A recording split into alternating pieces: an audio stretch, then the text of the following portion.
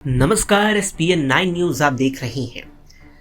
आम चुनाव अब अपने अंतिम दौर में आ चुके हैं, जहां 6 चरण के मतदान के बाद 1 जून को 8 राज्यों की 57 लोकसभा सीटों पर 7वें चरण की वोटिंग होगी। ऐसे में हरियाणा में सियासी हंगामा मचा हुआ है। छठे चरण में हरियाणा की सभी 10 लोकसभा सीटों पर मतदान की प्रक्रिया संपन्न हुई, लेकिन इस साल के आखिर में हरियाणा में विधानसभा चुनाव भी होनी है, जिन्हें लेकर माना जा रहा है कि अब की बार हरियाणा विधानसभा में भाजपा को बड़ा झटका लग सकता है। दरअसल 2014 के विधानसभा चुनावों में हरियाणा में भारतीय जनता पार्टी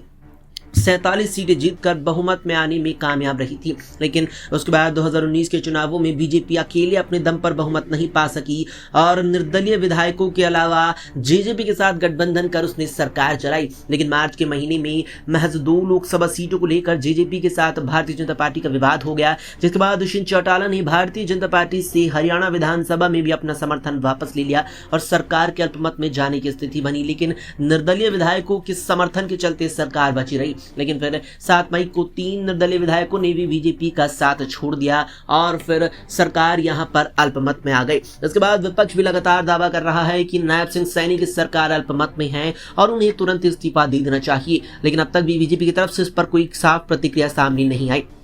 दरअसल मार्च महीने में भी बीजेपी ने बड़ा फैसला लेते हुए मनोहर लाल खट्टर को मुख्यमंत्री पद से हटाकर नायब सिंह सैनी को प्रदेश की जिम्मेदारी सौंप दी थी, लेकिन अब यहां पर जो हरियाणा विधानसभा का मौजूदा कार्यकाल है उसे पूरा करना भारतीय जनता पार्टी के लिए बड़ी ही चुनौती बनता जा रहा है, क्योंकि मौजूदा वक्त में हरियाणा विधानसभा में 87 विधायक हैं, जिसके हिसाब से 44 सीटों पर बहुमत बनती है, लेकिन बीजेपी के समर्थन में महज 43 विधायक ही नजर आ रहे, लेकिन कांग्रेस गठबंधन के पास 44 विधायकों का साथ दिख रहा है। ऐसे में अब भारतीय जनता पार्टी गठबंधन की सरकार बचना मुश्किल नजर आ रहा है और इस साल के आखिर में होने वाले विधानसभा चुनावों में भी बीजेपी को एंटी इनकम्बेंसी के चलते बड़ा ही कड़ा झटका लग सकता है। फिलहाल के लिए इतना ही। देश दुनिया की तमाम खबरों के लिए देखते रहें एसपीएन 9 न्यूज।